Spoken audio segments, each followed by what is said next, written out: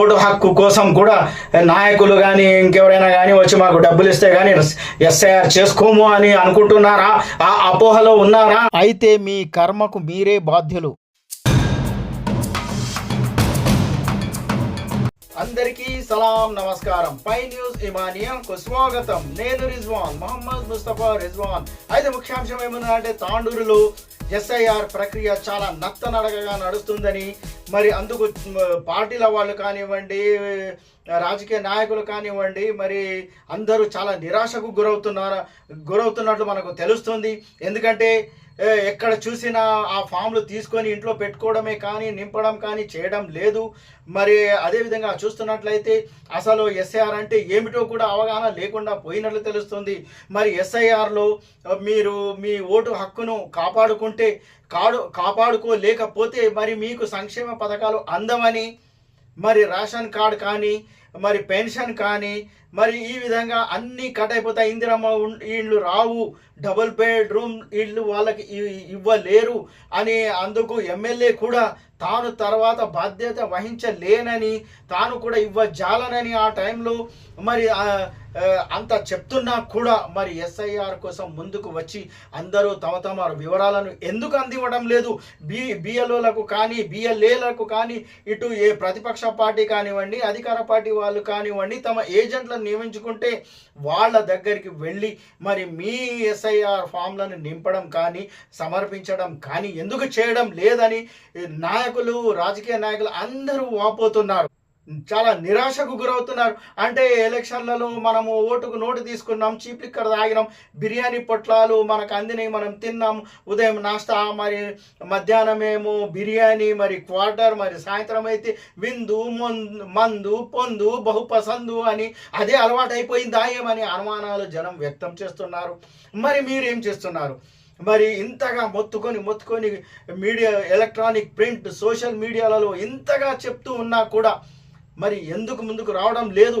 మరి మీకు సంక్షేమ పథకాల అవసరం లేదు, మీ ఓటు హక్కు మీకు అవసరం లేదనుకుంటే పర్వాలేదు, కానీ మీ ఓటు హక్కు మీ అదృష్టాన్ని తెచ్చిపెట్టేదై ఉంటుంది. మీరు ఒక మంచి నాయకుడిని ఎన్నుకున్నప్పుడే మీ అదృష్టం బాగుపడుతుంది. మరి ఆ ఓటు హక్కే లేకుండా పోతే మీకు ఏమీ లభించదు అని ఆఖరికి సీఎం కూడా, రేవంత్ రెడ్డి కూడా అని మొత్తుకుంటున్నాడు. అయినా కానీ మనకు ఎందుకు తెలివి రావటం లేదు? నేనంటే చీప్ లిక్కర్ కానీ ఓకే, మీకేమైంది? మరి ముందుకు వచ్చి మరి మీరు చేసుకున్నారా లేదా, మీ ఇంటి పక్కల వాళ్ళు చేసుకున్నారా లేదా, మరి వాళ్ళ బంధువులు కానీ వాళ్ళు కానీ అడిగి తెలుసుకోవాల్సిన అవసరం ఉంది. మరి అక్కడక్కడ మన ప్రజా సంఘాల వాళ్ళు కానివ్వండి, మరి అదేవిధంగా సోషల్ యాక్టివిస్టులు, సోషల్ అంటే యాక్టివిటీస్ చేసే సంఘాలు, మైనారిటీ కమిటీలు కానివ్వండి, మరి వాళ్ళ కుల సంఘాల వాళ్ళు కానివ్వండి, వాళ్ళు ముందుకు వచ్చి మరి ఎస్ఐఆర్ ఫామ్స్ నింపడం కానీ, మరి వాళ్ళకు అవేర్ చేయడం కానీ, వాళ్ళకు అవగాహన కల్పించడం కానీ ఎంతైనా అవసరం ఉంది. మరి దానికోసం ముందుకు వచ్చి మరి అందరికీ ఒకళ్ళకొకరు సహసహకారాలు అందించినప్పుడే కదా మనం ముందుకు సాగుతాం. మరి ఈ విధంగా నడకన సాగుతూ ఉంటే ఇక అంతే సంగతులు చిత్తగించవలెను. అంటే ఇప్పటి వరకు అయితే ఎక్కడికక్కడే యమునా తీరే అన్నట్లున్నది. మరి ముందు ఇక లేకపోతే మాకు నోటిస్తే కానీ ఓటు హక్కును కూడా మేము కాపాడుకోమని చెప్తున్నారా? అంతకొచ్చేసినరా మీరు? ఓటు హక్కు కోసం కూడా నాయకులు కానీ ఇంకెవరైనా కానీ వచ్చి మాకు డబ్బులు ఇస్తే కానీ ఎస్ఐఆర్ చేసుకోము అని అనుకుంటున్నారా? ఆ అపోహలో ఉన్నారా? మరి ఇంకో 15 రోజులు 16 రోజులు మాత్రమే మిగిలి ఉంది. ఆ తర్వాత మాత్రం ఇప్పుడు అధికారులు, బిఎల్ఓలు ఇంటింటికి వస్తున్నారు. మరి ఎప్పుడైతే మీ ఇంటికి వస్తున్నారో మీరు వాళ్ళను కదర్ చేయడం లేదు. మీరు వాళ్ళని కదర్ చేయకపోతే రేపటికి ఆఫీసుల చుట్టూ తిరిగినా మీ పనులు కావు. అటువంటప్పుడు మీరు జాగ్రత్త వహించాల్సిన అవసరం ఉంది. మీరు అవేర్ కావాలి, అవగాహన కలిగి ఉండాలి. మరి మన ఓటు హక్కు పోతే మన సంక్షేమ పథకాలు పోతాయి కదా అనే ఒక భయము, మనకు ఒక అవేర్నెస్, ఒక అవగాహన మనకు ఉండాలి. మరి మీరందరూ కూడా బిఎల్ఏలను సహకరించండి. మరి బిఎల్ఏలను పార్టీల వాళ్ళు, బీఆర్ఎస్ వాళ్ళు కూడా పెట్టారు, కాంగ్రెస్ వాళ్ళు కూడా పెట్టారు ఏజెంట్లను. మరి వాళ్ళు ఎక్కడెక్కడ ఉన్నారు, ఎక్కడ ఏం చేస్తున్నారు అని మన పని కనుక మనం ముందుకు పోయి చేసుకోవాల్సిన పని అది. అవసరం ఉంది, ఆ అవసరాన్ని వినియోగించుకోవాలి. ఈ అవకాశాన్ని సద్వినియోగపరచుకోవాలి. మరి ఈరోజైతే ఈ ఎమ్మెల్యే స్వయంగా ఇప్పుడు పొద్దున ఆయన మీటింగ్లో ఏమంటారు, ఇట్లా మొత్తుకుని అలా అని మొత్తుకొని చెప్పిండు. రేపటికి కానీ మీకు ఓటు హక్కు లేకపోతే ఎటువంటి సంక్షేమ పథకాలు అందివ్వడానికి నాకు కూడా రాదు అని చెప్పడం జరిగింది. మరి ఎంతటి సీరియస్నెస్, ఎంతగా చింతించవలసిన అవసరం ఉంది. అది మన పని కనుక మనం ఎందుకు చేసుకోకూడదు అనే ఆలోచన మనకు ఉండాలి.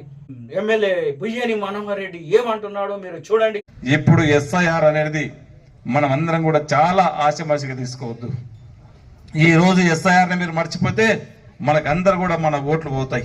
ఈ రోజు మనకి ఎవ్వరికి కూడా ఓటు హక్కు లేదు. దాదాపు 15 రోజులు అయింది మన ఓట్లన్నీ అయిపోయినాయి. ఏదైతే బిఎల్ఏలు కలిసి మీకు ఏదైతే ఓటు హక్కు మళ్ళీ ఎన్యుమరేషన్ ఫామ్ ఇస్తా ఉన్నారో ఆ ఫామ్ ని ఖచ్చితంగా మీరందరూ కూడా తీసుకొని మీరందరు ఫామ్ ఫిల్అప్ చేసిస్తేనే మళ్ళీ మీకు ఓటు హక్కు వస్తుంది. ఆ ఓటు హక్కు ఉంటేనే మీకు కావాల్సినటువంటి 200 యూనిట్లకు కరెంటు ఫ్రీ కానివ్వండి, కొత్త రేషన్ కార్డు కానివ్వండి, పాత రేషన్ కార్డు కానివ్వండి, మళ్ళీ మనకు వచ్చేటువంటి 6 కిలోల బియ్యమే కానివ్వండి, రేపు ఇందిరమ్మ ఇల్లు కావాలన్నా, రేపు డబుల్ బెడ్రూమ్ కావాలన్నా కంపల్సరీ మనకు ఓటర్ లిస్ట్ లో పేరు ఉండవలసినటువంటి బాధ్యత అది మనం తెచ్చుకోవాలి. మన హక్కు అది. సంక్షేమ పథకాలే కాకుండా మన హక్కు. మనకు రేపు రాబోయే ఎలక్షన్ లో ఒక మంచి నాయకుడిని ఎన్నుకోవడానికి ఉన్నటువంటి ఆయుధం అది. డాక్టర్ బాబాసాహెబ్ అంబేద్కర్ గారు పెట్టినటువంటి పెద్ద ఆయుధాన్ని, మన ఓటుని మన బాధ్యతగా మనము ప్రూవ్ చేసుకోవాల్సిన అవసరం ఉన్నది. దయచేసి అధికారులు వచ్చినప్పుడు మాత్రం వారికి సహకరించి 1కి 2 సార్లు 3 సార్లు అధికారులను పంపించే బాధ్యత నేను తీసుకుంటా. దయచేసి మీరందరూ కూడా వారికి సహకరించి, మీ చుట్టాలు కానీ, మీ బిడ్డలు కానీ, మీ కొడుకులు కానీ హైదరాబాద్ ఉన్నా సరే, బొంబాయిలో ఉన్నా సరే, అమెరికాలో ఉన్నా సరే, దుబాయ్లో ఉన్నా సరే, వారి బయోడేటా, వారి పూర్తి వివరాలు దయచేసి రాసి ఇచ్చే బాధ్యత మీరు తీసుకోండి. వారందరికీ ఓట్లు చేర్పించే బాధ్యత నేను తీసుకుంటా. ఎమ్యునరేషన్ ఫామ్ నింపకుంటే మాత్రము బాధ్యుని నేను కాను. దానికి మీరే ఇబ్బంది అవుతుంది. మళ్ళీ మీకు చేర్చుకోవాలంటే చాలా ఇబ్బందికరంగా ఉంటది. రేపు మళ్ళీ 1 సంవత్సరం నష్టపోవాల్సి వస్తుంది. 1 సంవత్సరం 2 సంవత్సరాలు గవర్నమెంట్ నుంచి వచ్చినటువంటి సంక్షేమ పథకాలు కూడా పోతాయి. రేపు జరగబోయే ఎలక్షన్ల ఓటు హక్కు కూడా ఉండే పరిస్థితి ఉండదు. ఖచ్చితంగా రేపు బిఎల్ఓలతో సంప్రదించి మీరు ఆ ఎమ్యునరేషన్ ఫామ్ ని కరెక్ట్ ఫిల్అప్ చేసి మీ ఇంట్లో ఎంత మంది ఉన్నారో, కొత్తగా మీ కొడుకుకు పెళ్లిళ్ళు అయితే మీ కోడళ్ళ పేర్లు రాపించుకోండి. నీ కొడుకుకు 18 సంవత్సరాలు నిండితే నీ కొడుకు పేరు మళ్ళీ కొత్తగా ఓట్లు రాపించుకోండి. అందరూ 18 సంవత్సరాలు నిండినటువంటి వాళ్ళ నుంచి మన ఇంట్లో ఉన్నటువంటి అవ్వ గాని, తాత గాని అందరి పేర్లు రాపించుకునేటువంటి బాధ్యత మీరు తీసుకోవాలి. ఎందుకంటే మాది ఇంతకుముందు ఓటర్ల పేరు లిస్ట్ ఉంది, ఎక్కడ పోతుందిలే వాళ్ళే వస్తారని చెప్తే ఇబ్బందికరంగా అవుతుంది. మనం ఇంకోటి జాగ్రత్తగా ఫామ్ లో నింపుకోండి. మనం ఎప్పుడే కానీ ఎలక్షన్లకు పోతాం, ఆ టెంట్లు వేస్తే ఓటర్ లిస్ట్ అదే రోజు చూస్తాం, మనకు అప్పుడే గుర్తుకొస్తుంది. ఎలక్షన్స్ అప్పుడే ఆ పేరు ఒకటి ఉంటుంది, మీ ఇన్సియల్ ఒకటి ఉంటుంది, మీ ఫోటో మీకు 30 సంవత్సరాలు ఉంటే మీ ఫోటో తీసుకొచ్చి 70 సంవత్సరాల ఫోటో మీ దగ్గర ఉంటుంది. అవన్నీ కూడా ఆ ఫోటో, ఆధార్ కార్డు చూస్తేనే, ఎలక్షన్ కార్డు చూస్తేనే ఇది ఎక్కడ దయ్యాల ఫోటో, ఇది ఎక్కడ దయ్యాల ఫోటో అని చెప్పి వాళ్ళ ఆ ఫోటోలను చూసి అంటాం. మీరు ఇప్పుడు ఎట్లా ఉన్నారో కొత్త ఫోటో ఇవ్వండి. మీ యాజిటీస్ ఫోటో కూడా కొత్తగా ఇస్తే మీకు ఓటర్ ఐడి కార్డు కూడా మీరు ఇచ్చినటువంటి ఫోటోనే ఇవ్వడం జరుగుతుంది.